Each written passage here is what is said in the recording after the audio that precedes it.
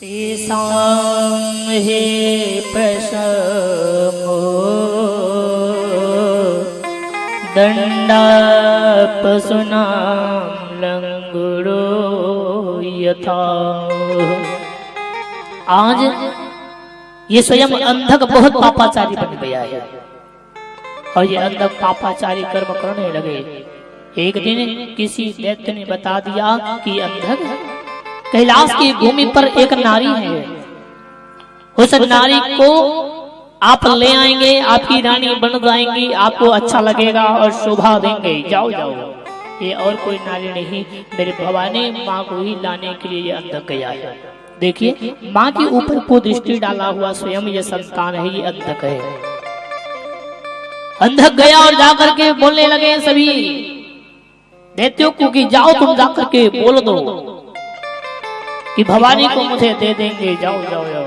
सभी दैत्य गए और महादेव से बोलने लगे कि भवानी ने माँ को बुलाए हैं, ये नारी को बुलाए हैं, ये सुंदरी को बुलाए हैं। किसने? अंधक ने। महादेव ने बोले वारे संतान वारे कपटी वारे चलिया, आज मेरे आंख से तुमने जन्म लिए और मैंने दान किया है तुमको हिरण्याक्ष को, और आज तुम इसी माँ के सामने तुम आकर के बोल रहे हो ये सब नारी चाहिए मुझे। चले जाओ, तुम्हारे जैसे कपटी छलिया संतान मुझे नहीं चाहिए। महादेव ने बोला चले गए सभी दैत्य।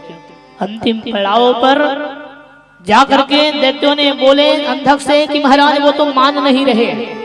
अंधक बोला मुझसे बैर कर रहा है वो महादेव, मैं जाऊंगा। चले अपने सेना के साथ में कैलाश भूमि पर। त्राही त्राही मच गया। ऐसे संतान नहीं चाहिए मेरे भाई बहन जो घर को तहस महस कर दे।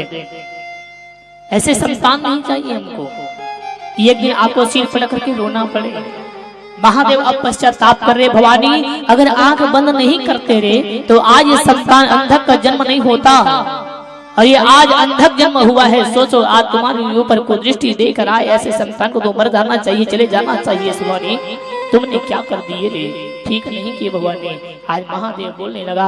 अंधक गए और जाकर के एक ही शब्द बोला ए नारी चलो हमारे साथ में।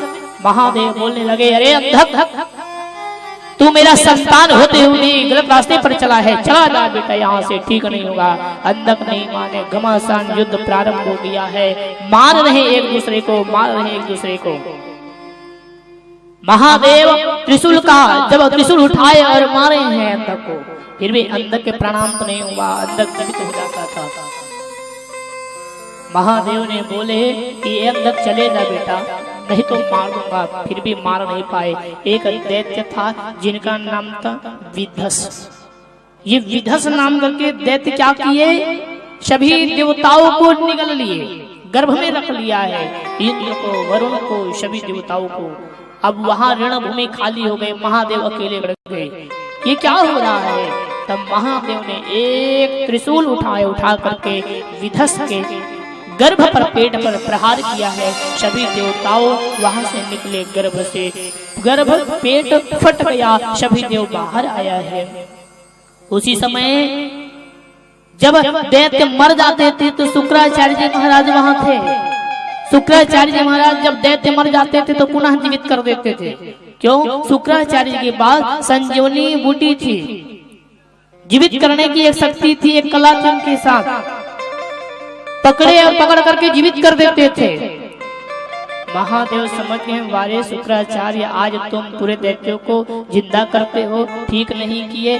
महादेव ने शुक्राचार्य को पकड़ करके मुंह में ले दिए, पेट में आ गए शुक्राचार्य महाराज।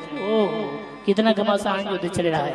शिव पुराण आप सुनते हैं मेरे भाई बहन, लोग कहते हैं घर में शिव जी मत रखो। लोग कहते हैं कि शिव जी को नहीं रखना चाहिए, दूध नहीं चढ़ाना चाहिए। आज हम शिव पुराण की ओर चल रहे हैं। शिव पुराण कहती क्या है? नंदी क्यों सामने बैठता है? नंदी क्यों सामने बैठे हुए हैं महादेव के सामने? कौन पिता थे उनके? बस सुन रहे हैं, सुना रहे हैं। महादेव ने पकड़े हैं त्रिशूल और पकड़ करके आज स्वयं रणभूमि पर चला है। वो अंधक दैत्य आज घमासान युद्ध करने लगा। जैसे रक्त गिरते थे पुनः वहां से पूरे दैत्य प्रकट हो जाते थे, रक्त की बूंद गिरते पुनः वहां दैत्य प्रकट हो जाते थे। ऐसे ऐसे दैत्य हुए हैं मेरे भाई बहन। महादेव ने पकड़े त्रिशूल और पकड़ करके बोले अब नहीं छोड़ूंगा अंधक, तुमने बहुत पाप कर लिए। क्यों? जब जब हो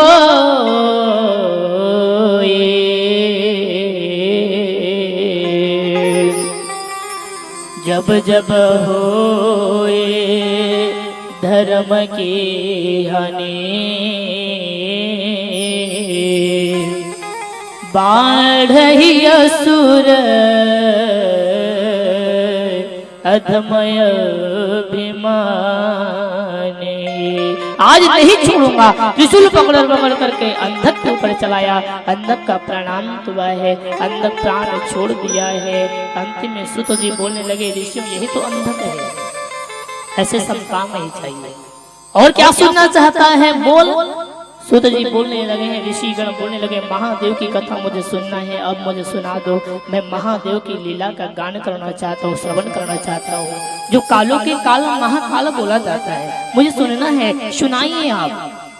उसी समय एक घटना घटित आई। महाशिवरात्रि का पर्व आप सब करते हैं मेरे भाई बहन, माताएं बहनें, नौजवान साथी। महादेव की पूजा आप महाशिवरात्रि में करते हैं, जो भी आने वाली 21 तारीख को उस डेट पर हमारी कथा चलेगी। आप सभी महाशिवरात्रि पर पूजा करते हैं, लेकिन कारण क्या है? पूजन किस समय करना चाहिए, कैसे पूजा करना चाहिए? उपवास का अर्थ क्या होता है? दिन भर भोजन त्याग दो, यही उपवास है, यही उपवास है जीवन में। उपवास का नियम तो यही है मेरे भाई बहन की अपने अंदर की बुराइयों को छोड़ना ही सबसे बड़ा उपवास होता है। भोजन छोड़ देना, खाली पेट रहना, ये उपवास नहीं आपके लिए। बुराइयों को छोड़ना ही आपके लिए उपवास है। आज हम सब बड़े उपवास रहते हैं माता जी के 9 दिन तक चल रहा जय अम्बे गौरी मैया जय श्यामा गौरी। लोग कहते हैं कब अंतिम हो तो कब मदिरा पान पीने में जाऊं। तो क्यों उपवास रहते हो तुम? तुम्हारे मन में श्रद्धा नहीं, विश्वास नहीं, और 9 दिन तक आडंबर करते हो माता जी के सामने। कहते हो कि मैंने 9 दिन उपवास रहे, व्रत रखे। क्या है? क्यों रहते हैं उपवास? हम सब दिखावे के लिए। इंसानों को नहीं दिखाना है तो मेरे परमात्मा, मेरे ठाकुर, मेरे भोलेनाथ, मेरे माँ आदि शक्ति जगदम्बा को दिखाइए आप। 9 दिन चल रहे पूजा पाठ, पूजा पाठ। कन्या भ्रूण हत्या कर रहे हैं, कन्या का सम्मान नहीं हो रहा। आज वो कन्या आपके लिए बोझ बन जाती है। बेटी रखना पसंद नहीं है किसी को, बोझ हो गई बेटी आपके लिए। और 9 दिन तक पूजा किया तुमने। नवकन्या पूजन करते हैं कि इधर, और बटुक पूजन भी किया जाता है। बटुक पूजन क्यों करते हैं? ये शिव महापुराण में लिखा हुआ है। बटुक पूजन क्यों किया जाता है? संतान हुए थे बटुक, इसलिए बटुक की पूजा की जाती है। इनकी कथा हम सुनेंगे। अब हम चल रहे हैं नंदी की ओर। नंदी का जन्म कहां से हुआ है? लोग कहते हैं, गलत अर्थ लगाते हैं। शिवपुराण देखिए, शिवपुराण में लिखा हुआ है, महादेव स्वयं कहते हैं भवानी श्री भवानी सुनो ये राम कथा, ये अमर कथा सुनो, तुम भी जाओ। अंत में सुत जी महाराज बोलने लगे कि हे ऋषियों सुनिए, एक बार की कथा है। शिवरात्रि में उपवास रहते हैं। सुबह, दोपहर, शाम, रात्रि, ऐसे 4 पहरों पर, 4-5 पहरों पर महादेव की पूजन करना चाहिए। और हम उपवास रहते हैं। शिवरात्रि का महत्व, शिवरात्रि की पूजन, शिवरात्रि की कथा सुनिए। ये महाशिवरात्रि की पूजन अभी आने वाली है, इसलिए पूजा करना सीखिए। एक एक बेल पत्ता चढ़ाइए, दूध चढ़ाइए, गंगा जल चढ़ाइए, चावल चढ़ाइए,